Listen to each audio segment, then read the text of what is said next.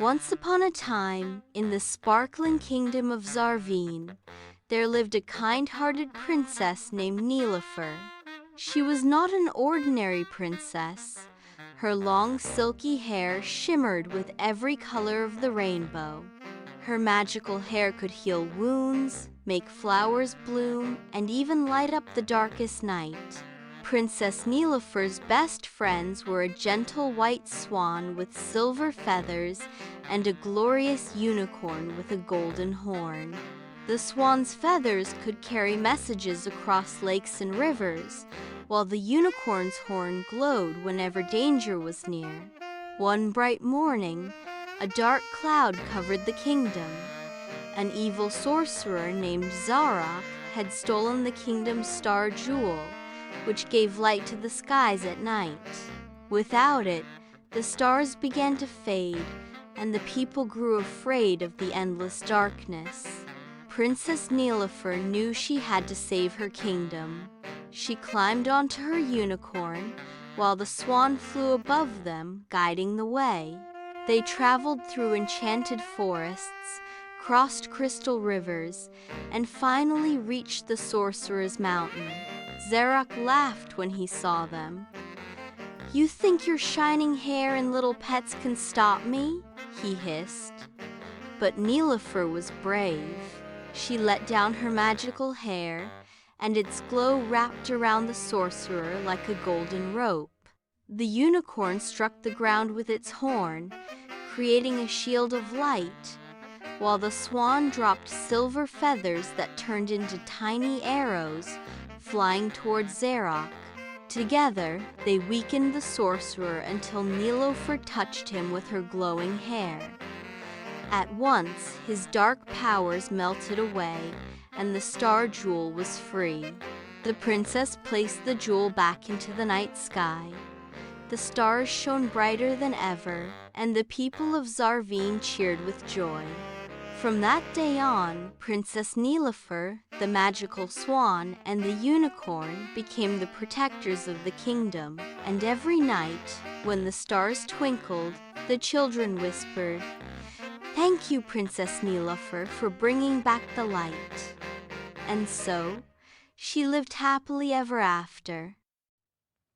The castle courtyard transforms into a winter wonderland, draped in snow, as snow's enchanting melody fills the air. With surprising strength, Snow lends her hand to bakers, moving heavy loads of bread across the courtyard. Spotting a shivering villager, Snow's heart melts with compassion as she removes her warm scarf. In a gesture of pure kindness, Snow gently offers her scarf to the villager, providing warmth against the bitter cold. In the opulent queen's chamber, the queen stands before the ornate magic mirror, her regal posture masking a simmering coldness. Her voice echoes with icy command. "Mirror, mirror, bright and tall, who's the kindest of them all?" The mirror responds, its ethereal voice revealing, "The kindest heart belongs to Snow. Her gentle ways now steal the show." A mask of regal composure shatters as jealousy contorts the queen's face, revealing the darkness within. Lost and alone, Snow traverses the dark, snow-laden forest, her fear growing with each step. The huntsman abandons Snow as instructed, leaving her to face the forest's chilling embrace. Snow's expression reflects the terror of her isolation as she wanders deeper into the menacing woods. The camera captures Snow's mounting fear, her every step a testament to her increasing vulnerability. As twilight descends, Snow stumbles upon a quaint cottage, a beacon of warmth amidst the cold. With a hesitant step, she crosses the threshold, entering a world scaled for smaller beings. Inside, a sense of miniature perfection greets her, every item meticulously placed. Exhaustion overwhelms her, and she seeks solace in an improvised bed of chairs. Surrendering to fatigue, Snow drifts into a peaceful slumber, the cozy cottage enveloping her in its embrace.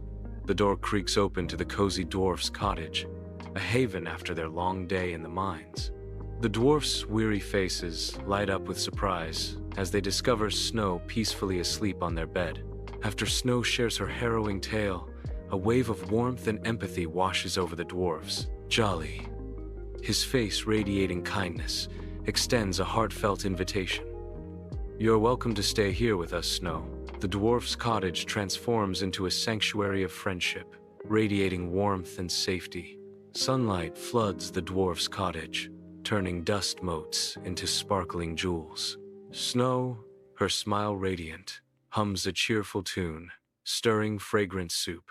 The dwarfs watch Snow with undisguised delight, their weathered faces softened.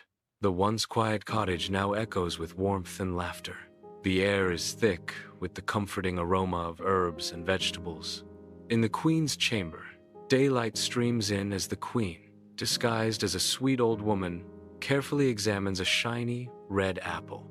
Her wrinkled hands move with practiced ease, putting the finishing touches on the tempting fruit. She gazes at the apple, a wicked glint in her eyes as she completes her dark creation. With a sinister certainty, the queen whispers, "This will be the end of Snow." The apple gleams, an innocent facade hiding a deadly secret, ready to fulfill its dark purpose. Her transformation complete, the sweet old woman's guise hides the vengeful queen, poised to strike. Before the dwarf's cottage, an old woman, malice in her eyes, confronts Snow White. The woman tempts Snow White with the apple. "Just one bite, dear. It's magic." Snow White hesitates, then reaches for the gleaming fruit. Snow White takes a bite, and then collapses. In the hushed heart of a snowy glade, the dwarfs gently lay Snow White in a crystal bed. A young prince wanders into the glade, his eyes mirroring the winter's serene beauty. He kneels beside Snow White, his breath misting in the frigid air, a whisper of grief escaping his lips. Such kindness should never fade. He lifts the piece of apple from Snow White's throat. Snow White awakens. The stillness of the glade is broken as Snow White awakens, signaling the end of the curse and the dawn of a new day. Snow and the prince ride into the village, where joyous shouts fill the crisp air.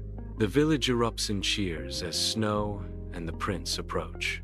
Far away, the queen's magic mirror abruptly shatters, its power broken. Life flourishes anew as Snow and the prince build a cottage near the dwarf's dwelling. And so, Snow and the prince lived amongst the villagers and dwarfs, spreading kindness throughout the land. Once upon a time, in the bright and blooming kingdom of Floravel, lived a kind and curious little girl named Princess Bella. She loved two things more than anything: making new friends and talking to flowers. Yes, talking to flowers. Why?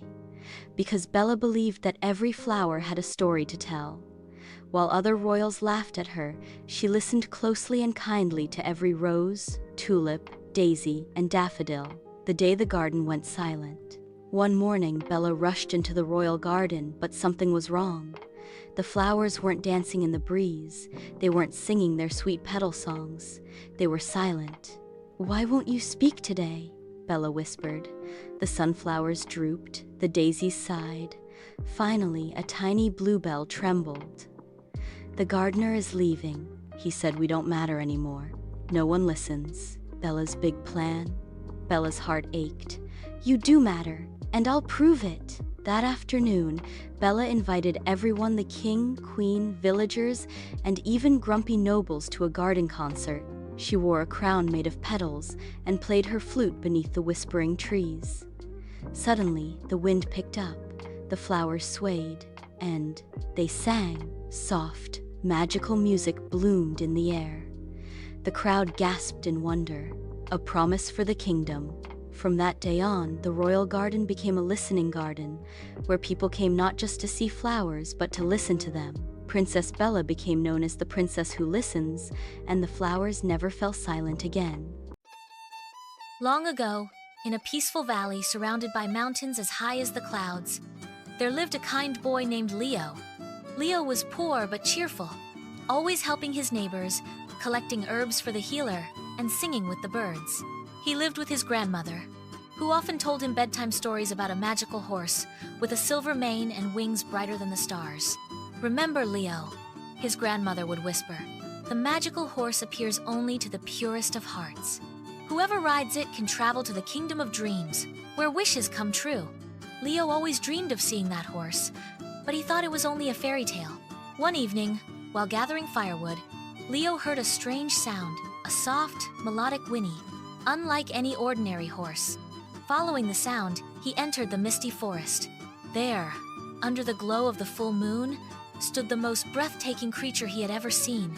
A snow-white horse with a flowing silver mane, wings that shimmered like moonlight, and eyes filled with warmth and wisdom.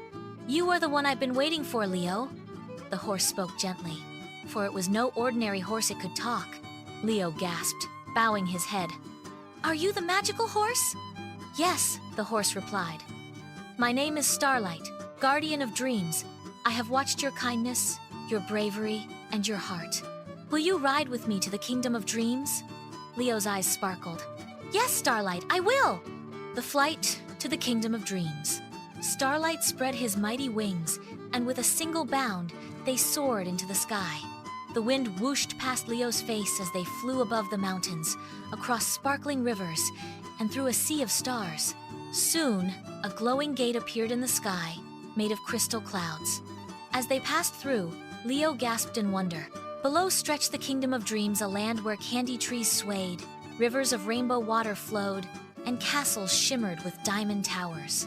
Children laughed and played on cotton candy hills. Friendly dragons curled up like kittens, and music floated in the air without instruments.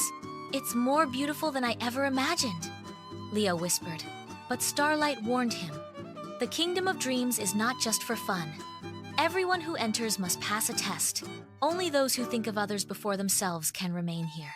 Suddenly, 3 paths opened before Leo. A golden path lined with treasure chests, overflowing with jewels. A silver path filled with delicious foods and sweets. A glowing rainbow path leading into a dark cave where a faint cry for help could be heard. Leo looked at the treasure and food, his stomach growling, but then he heard the soft cry again. "Someone is in trouble," he said firmly, guiding Starlight toward the cave. Inside, they found a small girl trapped under heavy crystal rocks. With Starlight's strength and Leo's determination, they freed her. The girl smiled, and suddenly, she transformed into a shining fairy. "You chose kindness over riches and comfort," said the fairy. "That is the true key to the kingdom of dreams." The fairy waved her wand, and Leo was showered with golden light. She turned to Starlight and said, "This boy has passed the test. From now on, he may ride you whenever he wishes." Leo's heart leapt with joy. Starlight bent down. "Whenever you need me, call my name under the moonlight, and I shall come. Together, we will bring hope and dreams to those who need them most." As dawn broke, Leo returned home on Starlight's back. His grandmother was waiting by the door, smiling knowingly.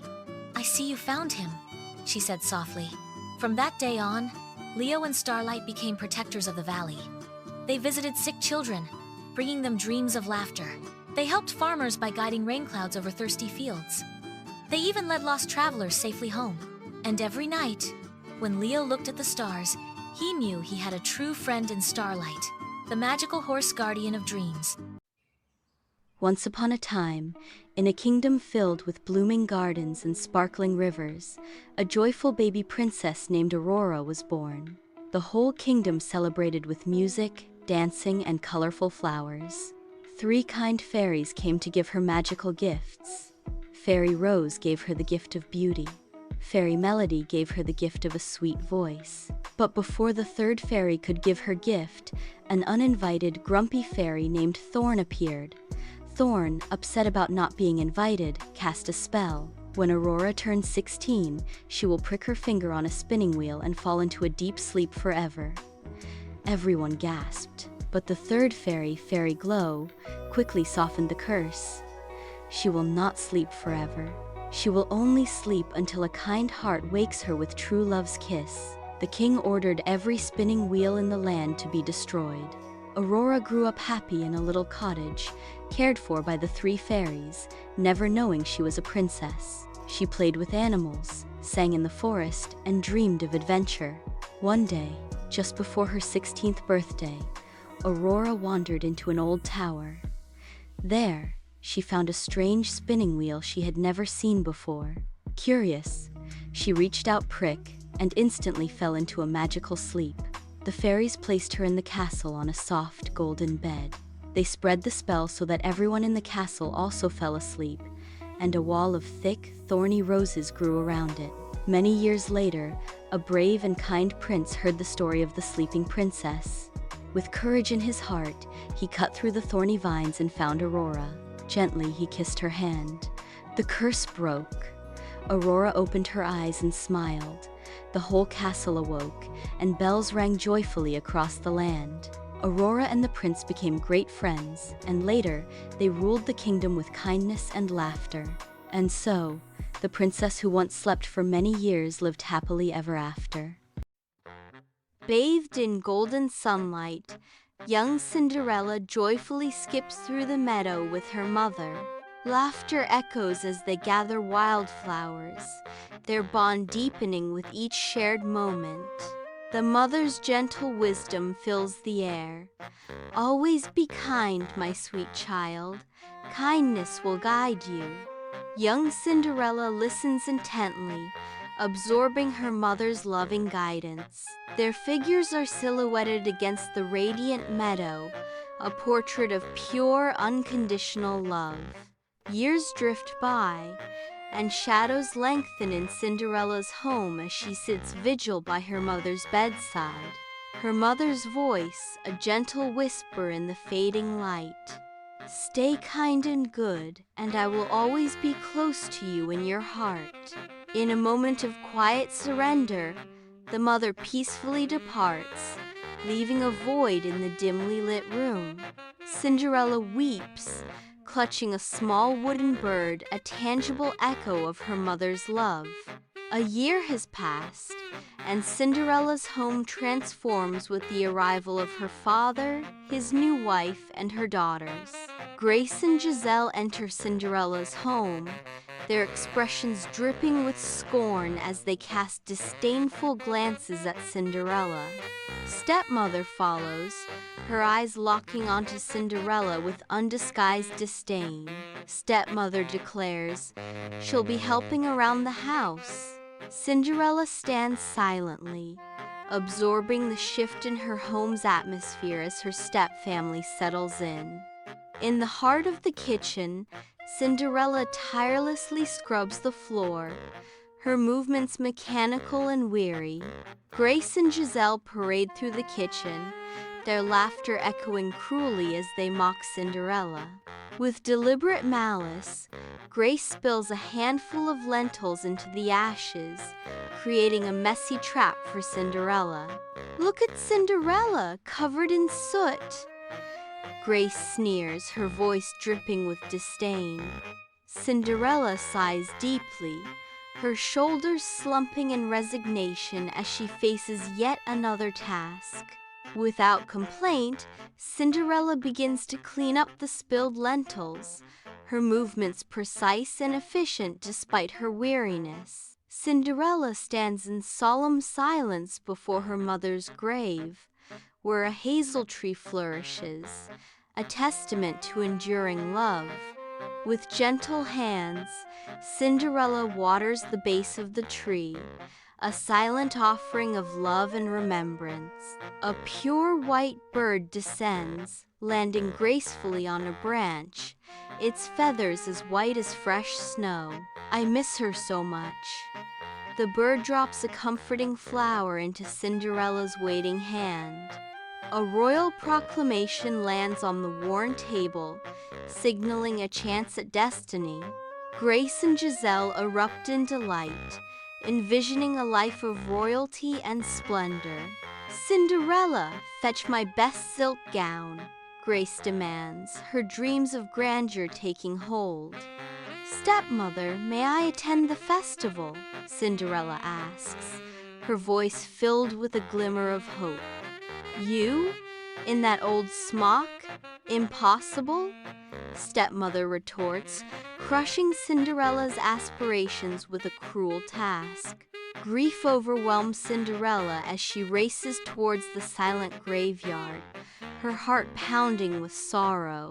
Her voice, trembling with emotion, shatters the stillness as she cries out, Little bird, can you help me? She pleads, her voice cracking with desperation. The silent graveyard amplifies her desperate plea.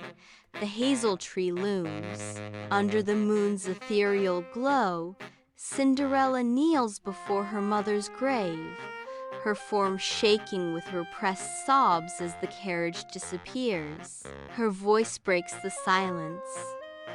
Oh, if only I could go to the ball. A flutter of wings heralds the impossible. A white bird descends, bearing a gown of spun gold and silver and delicate silk slippers. Cinderella stares in disbelief, her eyes reflecting the shimmering light. A gasp escapes her lips as magic fills the air. The transformation begins. Cinderella makes her grand entrance into the ballroom, immediately capturing every eye. The prince, utterly enchanted, sets his sights solely on Cinderella. He takes her hand. Together, they glide into a dance, oblivious to the dazzled onlookers. Unrecognized, Cinderella's stepfamily watches with envy, blind to the true identity of the radiant woman. A distant chime begins to echo through the ballroom, an ominous sign. Narration: midnight approaches. In Cinderella's humble home, the prince stands tall, his decree echoing with royal resolve.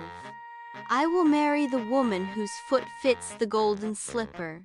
Grace contorts her foot, forcing it into the slipper, but the golden promise remains elusive.